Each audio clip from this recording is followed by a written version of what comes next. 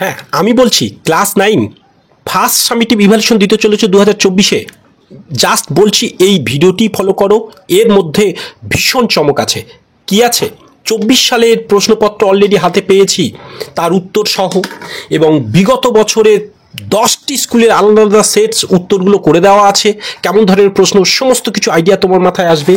শুধু তাই নয়, আমার এবছর আমার স্টুডেন্টদের দেওয়া মোস্ট ইম্পর্টেন্ট কিছু টিপস, সহজ করে কিছু উত্তর সহ, ব্যাকরণ, এমনকি দেখো প্রত্যেকটা অধ্যায় ভিত্তিক সমস্ত প্রশ্নের ডিটেলস উত্তর, এবং সর্বশেষ আমার দেওয়া মোস্ট ইম্পর্টেন্ট কিছু সাজেস্টিভ ম্যাটার। চলো, এই নিয়েই চলছে এই ভিডিও পর্বে। আমি তোমাদের সাথে আছি, তোমাদের প্রিয় নির্জন স্যার, তাই একটু এড়িয়ে যেও না। আর এর সাথে সাথে সাবস্ক্রাইব করো এবং অল বাটন পুশ করে রাখো, যাতে এইরকম যেমন 24 সালের প্রশ্ন তোমরা অলরেডি এখন হাতে কেউ পাওনি, এইরকম প্রশ্ন আমার অন্যান্য সাবজেক্টের হাতে আসার সাথে সাথে তোমাদের কাছে নোটিফিকেশন পৌঁছে যেতে পারে।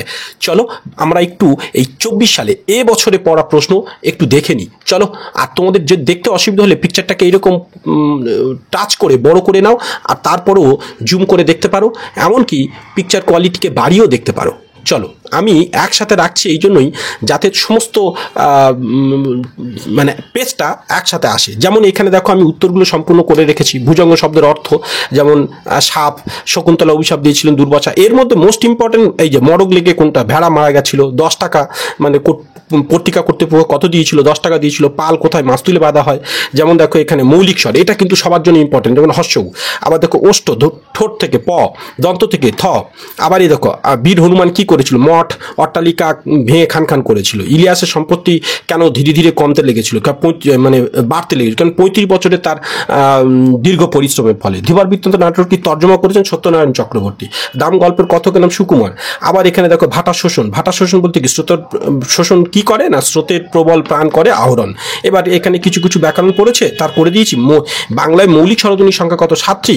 আর এখানে স্বরাগমের উত্তরটা করে দিয়েছি। আর এইখানে রয়েছে অপিনীতি কাকে বলে। অপিনীতি যেমন শব্দের মধ্যে ও অন্তে অবস্থিত হর্ষিব হর্ষউ ধ্বনি যে স্থানে উচ্চারিত হওয়ার কথা সেই স্থানে উচ্চারিত না হয়ে তার আগে উচ্চারিত হওয়ার রীতিকেই অপিনীতি বলে। যেমন বলতে পারো কালি, কাইল, এইরকম। এবার পরের পেজে চলে যাই, যেখানে দেখো এখানে প্রশ্নগুলো কেমন ছিল একটু লক্ষ্য করো। এবং এইখানে ভাব সম্প্রসারণ, আমি কিন্তু তোমাদের ভাব সম্প্রসারণ শর্ট টিপসের সাথে সাজেস্টিভ পর্ব কিন্তু রাখছি, তাই ভিডিওটি একটু লং হচ্ছে, অতএব কেউ এড়িয়ে যেও না। সম্পূর্ণ কিছু আমি দেবো, উত্তর সহ সব কিছু ডিটেলস দেবো। এবার 23 সালের কিছু প্রশ্ন জেনে নাও আগে। যেমন এই একটা উত্তর ধরে দেখো, এমনকি 22 সালের প্রশ্ন তোমাদের দেখাবো, যেগুলো মোস্ট ইম্পর্টেন্ট। চলো, এখানে দেখিতে না পায় কেহ কি, মানে আপন অঙ্গ দেখতে পায় না, মানে অঙ্গ আপনার যেটা, কুমিশ, এইটা কিন্তু সবার জন্যই। কুমিশ কি, ঘোড়ার দুধ থেকে তৈরি সুস্বাদু পানীয়, বা কোনো রকমভাবে ঘুরিয়ে পড়তে পারে ঘটকির দুধ থেকে তৈরি। এটা কিন্তু স্কুলে অনেক জায়গা ছেলেমেয়েরা ভুল করে, মোষের দুধ, ভেড়ার দুধ, গরুর দুধ, এরকম। এটা ঘোড়ার দুধ বা ঘটকির দুধ এরকম বলা হয়। ঘটকি কি তোমাদের বই একটা আছে নিশ্চয়ই। তারপর দেখো এখানে বাকিগুলো এই উত্তর করে দেওয়া আছে, তাই আমি সময় নষ্ট করছি না। এখানে কিছু মানে বাবা মারা যাবার সময় সম্পত্তি ছিল 29টে, তারপর 1550টি হয়েছিল, এটা মনে রাখবে। জৈমিনী কার স্মরণী ছিল। এবার বাকি ভাটার শোষণ, যেগুলি একটু একটু করে দিয়েছি। দুর্বাসা কাকে অভিশাপ দিয়েছিল। পরের পেজে দেখো, এবারে দেখো এইখানে সব একসাথে পেজ আসছে তো, দেখতে পাচ্ছ? হ্যাঁ, এই যে এবার রাখো, এখানে দেখে নাও। এই যে জৈমিনীকে, এটা কিন্তু মোস্ট ইম্পর্টেন্ট, তোমরা একটু দেখে নেবে জৈমিনীকে।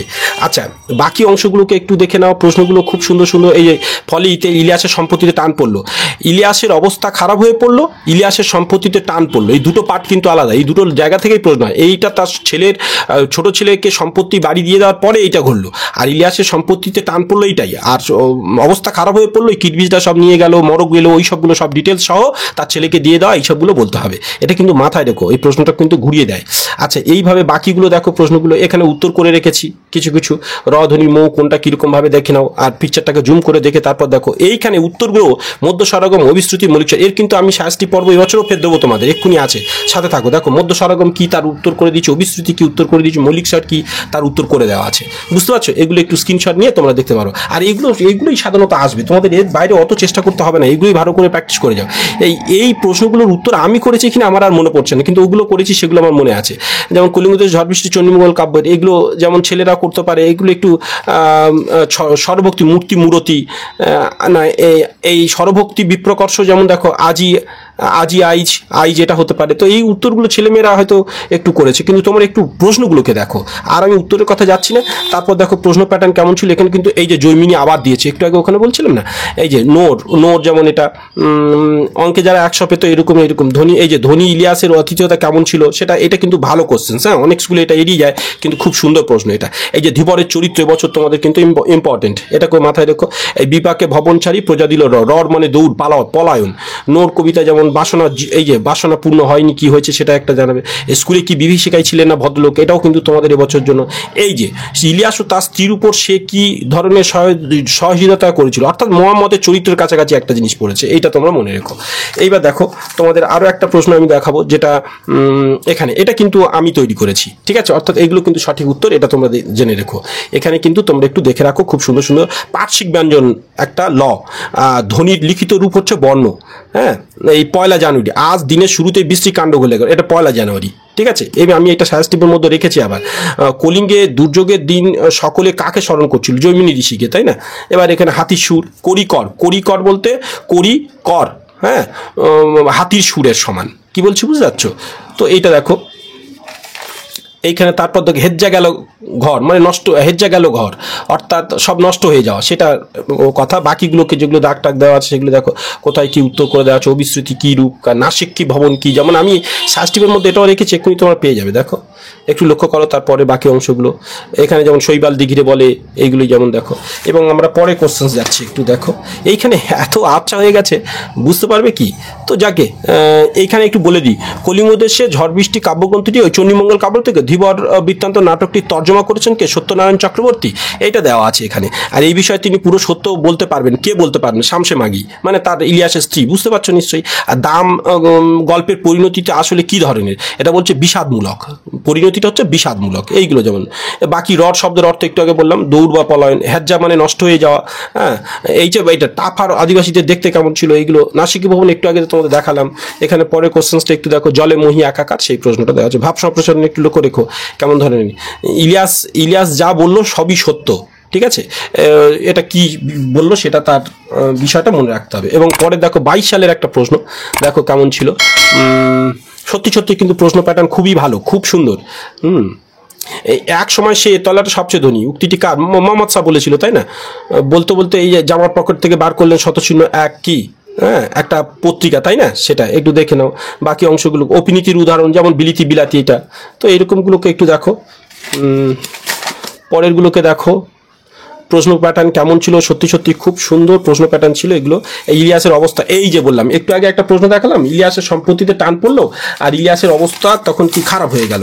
তো এই দুটোর মধ্যে এই যে দুটোর মধ্যে পার্থক্য, ফলে ইলিয়াসের সম্পত্তি টান পড়লো, এটা কিন্তু তার ছেলেকে দেওয়ার ফলে।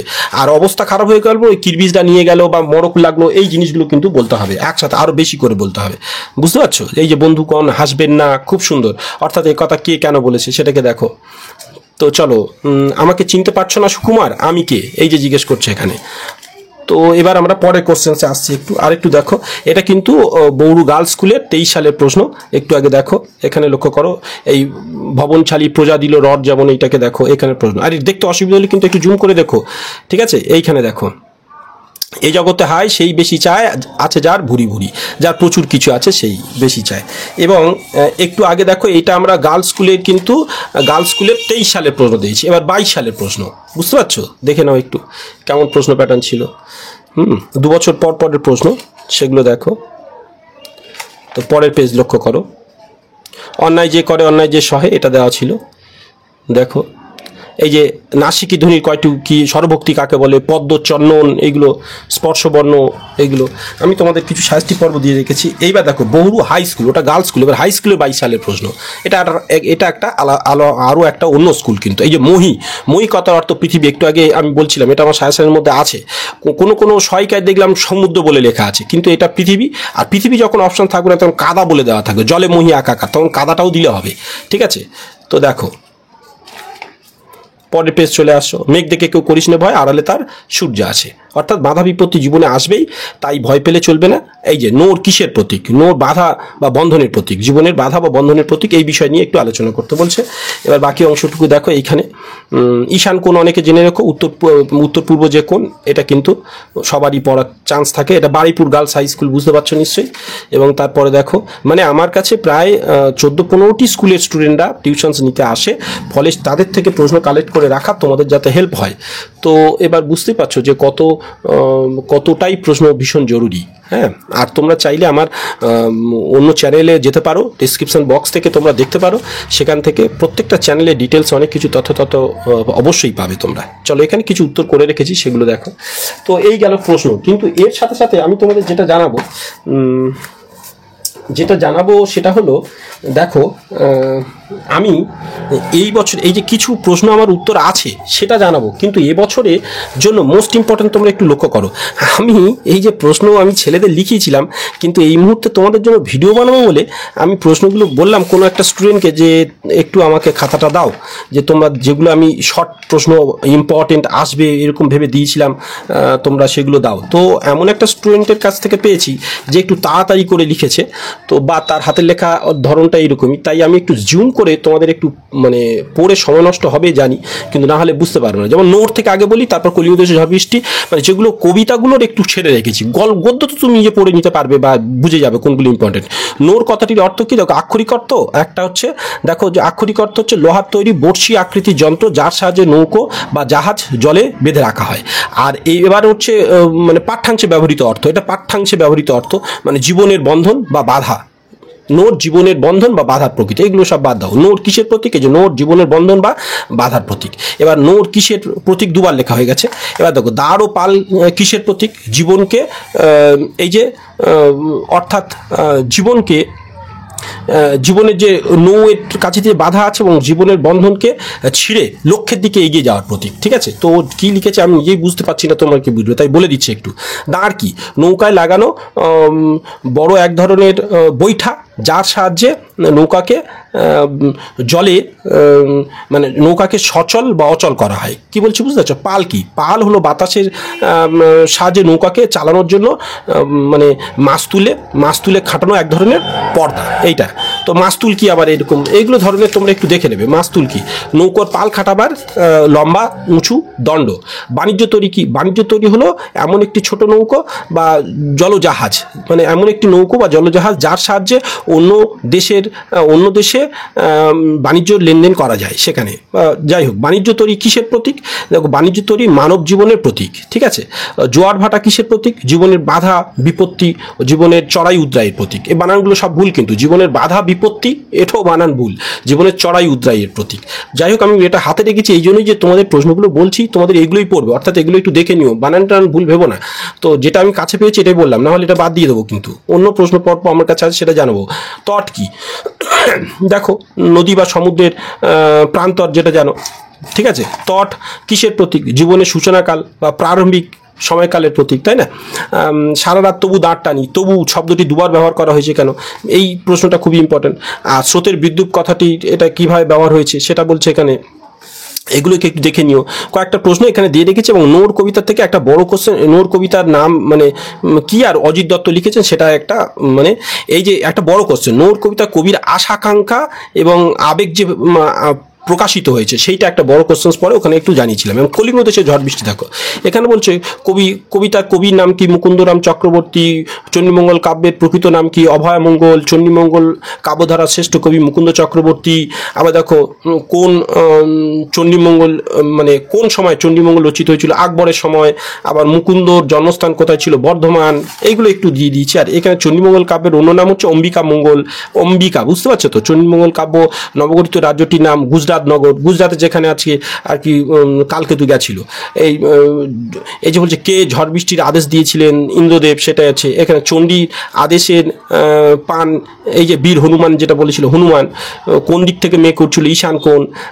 এইখানে বলছে করিকরের সমান, কার সমান জলধার মানে জল করছে? হাতি সুরের সমান। মহি কথার অর্থ এই যে কোনো বইয়ে দেওয়া ছিল সমুদ্র, আমি এটা পৃথিবী, বা এখানে কাদা বলতে পারো। চিকুর কথার অর্থ বিদ্যুতের ঝিলিক মানে চিকুর মানে এটা কিন্তু চুল, কিন্তু এখানে বিদ্যুৎ ঝলক বা বিদ্যুৎ, এটা মনে রেখো আর কি। তারকা শব্দের অর্থ বজ্র। কলিঙ্গ সমরে কথার অর্থ হচ্ছে স্মরণ করা। ঈশান কথার অর্থ হলো উত্তর পূর্ব কোণ, ঠিক আছে। তো এইরকম ভাবে এবার দেখো এখানে কয়েকটা আছে, নোর কবিতা যেটা বলছিলাম, আচ্ছা কত সালে এটা সেটা দেখে নাও একটু। এবং আরো কিছু প্রশ্ন এখানে কলিঙ্গ দেশে ঝড় বৃষ্টি ছাড়াও চণ্ডীর আদেশে, এগুলো তোমাদের একটু একটু বলে দিলাম। তো এইবার যেমন দেখো চিকুর, এগুলো তো বললাম। স্মরণ মানে মানে অর্থাৎ সমরে বলতে স্মরণ করা, সেগুলো একটু দেখে নেবে। এইবার যেটা তোমাদের বলবো, এইখানে লক্ষ্য করো, ইলিয়াস থেকে সমস্ত ডিটেলস কিন্তু উত্তর পর্ব এখানে রাখা আছে। তোমাদের দেখতে অসুবিধা হলে একটু জুম করে পিকচারটাকে এরকম জুম করে বড় করে দেখো বা কোয়ালিটি বাড়িয়ে নাও, প্রত্যেকটা কিন্তু উত্তর সুন্দর করে দেওয়া আছে। দেখো এখানে দেখো প্রত্যেকটা উত্তর সুন্দর করে কিন্তু দেওয়া আছে, এখানে লক্ষ্য করো। এবং পরের পেজে যাই, দেখো এইখানে আমি একটু একটু প্রশ্ন দেখি, পরের পেজ লক্ষ্য করো। এখানে দেখো দেখো আশেপাশে সকলে তাকে ঈর্ষা করে, কেন ঈর্ষা করে, আশেপাশে তার উত্তরটুকুও দেওয়া আছে সব। আচ্ছা আমি কি একটু জুম করে দেখলে তোমাদের সুবিধা, কিন্তু অনেকটা সময় লাগবে, অনেকটা সময় তোমাদের নষ্ট হবে।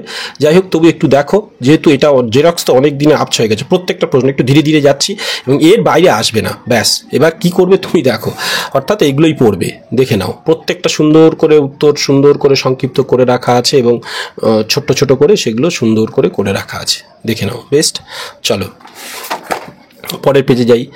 তো ইলিয়াসের অবস্থায় খারাপ হয়ে পড়লো, ওইসব উত্তরগুলো করে রাখা আছে। ইলিয়াস বাধ্য হয়ে কি কি সম্পত্তি বিক্রি করে দিয়েছিল, ইলিয়াসের শেষ সম্বল বলতে কি কি ছিল, ইলিয়াসের স্ত্রীর নাম কি, এই যে দেখো মোহাম্মদ স্যার বাড়িতে সে কি কি কাজ করতো, তার স্ত্রী কি কি কাজ করতো, এই সবগুলো প্রত্যেকটা উত্তর সুন্দর করে। এই শামসে মাগি তার ভাষাতে জীবন সম্পর্কে কি বোঝাতে চেয়েছেন, সেই জীবনের এটা বোধটা তোমার দিতে হবে। তা এবার তোমার চরিত্র কিছু থাকতে পারে, মোহাম্মদ স্যার চরিত্র, শামসে মাগির চরিত্র, এই সবগুলো দিয়ে দিতে পারে। এইবার এইখানে তোমাদের একটা জিনিস দেখো, পুরুষ মানুষের অঙ্ক পারিস না, দাম নিশ্চয়ই বুঝতে পারছো। এখান থেকে কিছু মোস্ট ইম্পর্টেন্ট কোশ্চেন, তার উত্তরগুলো পারে আছে, আগে প্রশ্নগুলোকে জেনে নাও।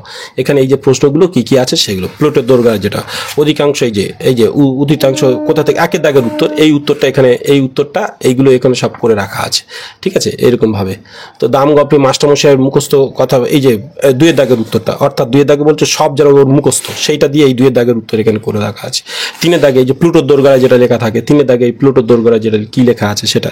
এইভাবে চারের দাগে আছে তোমার দেখো দু চোখ দিয়ে তার আগুন ঝরছে, তাই এখানে শুকনো। পাঁচের দাগে দেখো আবার কি আছে, এরকম ভাবে দেখো। ছয়, হ্যাঁ, তো ছয় দাগে এখানে কি আছে প্রশ্নটা পড়ে নাও। তা উনি পারতেন, ঠিক আছে, তা ছয় দাগে। সাতের দাগেরটা একটু বলে নিই, কিন্তু অঙ্কের সেই বিভীষিকা আমার মন থেকে গেল না, সেই রকম ভাবে তার উত্তরগুলো এখানে দেওয়া আছে। দেখো অঙ্কের বিভীষিকাটা কি, এটা। এবার এখানে সব যেন ওর মুখস্থ, এই যে একের দাগের উত্তর একটু আগে বললাম না, সব মানে সব যেন ওর মুখস্থ। আবার প্রশ্নগুলো একটু একটু সাজানো, অন্য অন্য প্রশ্ন ধরুন।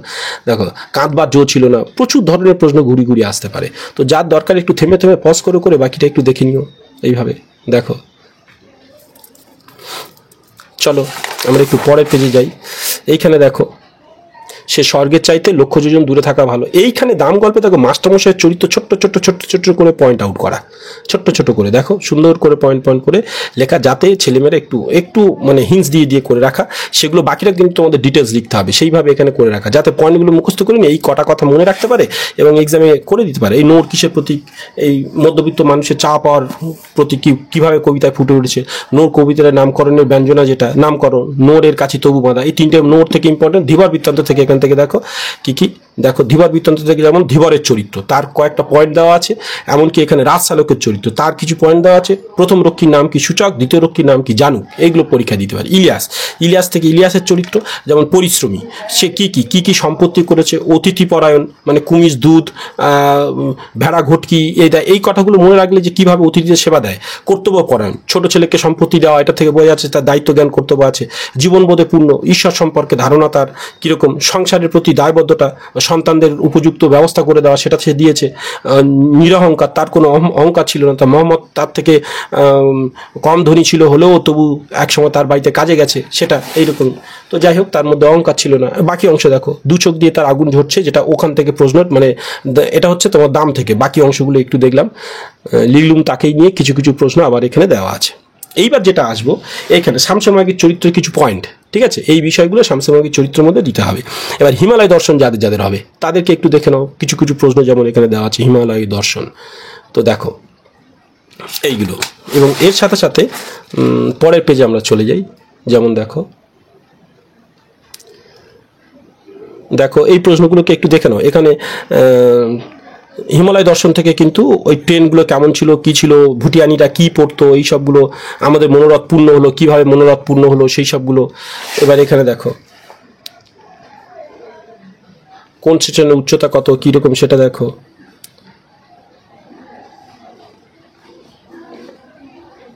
বুঝতে পেরেছো নিশ্চয়ই। এবার চলো, এইখানে বিজ্ঞান ও কুসংস্কার সম্পর্কে একটা রচনা অলরেডি আমি বলেছি যে 21টি রচনার একটাই উত্তর, তার টিপস কিভাবে এরকম করে দেওয়া আছে আমি চ্যানেলে আমার ভিডিওতে দেওয়া আছে, এবং ডেসক্রিপশন বক্সে তার লিঙ্কটাও আমি তোমাদের দিয়ে দেবো। আর না হলে চ্যানেলে গিয়ে তোমরা দেখবে 21টি রচনার একটাই উত্তর কিন্তু অলরেডি দেওয়া আছে, এবং তার টিপসটা আমাদের স্টুডেন্টদের এটা বলে দেওয়ার পর এটা আমি টিপস করে দিয়েছিলাম কিভাবে মনে রাখবে সেটা। আর এইখানে তোমাদের একটু স্বর্ণপর্ণী বা এই সবগুলো এর থেকে কিছু প্রশ্ন দেওয়া ছিল। আর ভাব সম্প্রসারণ লক্ষ্য করো, ভাব সম্প্রসারণ দেখো এখানে ভাব, এই যারা শুধু মরে তারা নাইবে, আমি শুধু হিন্স দিয়ে রেখেছি। স্বাভাবিক মৃত্যু, গর্ব নেই, মানে কি বিষয়ে তুমি লিখবে। যেমন স্বাভাবিক মৃত্যুর মধ্যে কোনো গর্ব নেই, কিন্তু পরোপকার করার ভিতর দিয়ে জীবন উৎসর্গ যদি করতে পারো তাহলে ভবিষ্যতে তোমাকে লোক সম্মান করবে, এই তার মূল বিষয়। এইটা এবার বানিয়ে বানিয়ে বড় করতে হবে। তুমি প্রথমত এই লাইনটা কি আছে তা একটু ভেঙে বলবে, তার নিচের লাইনে তুমি পুরো ডিটেলস তার মানে দেখবে।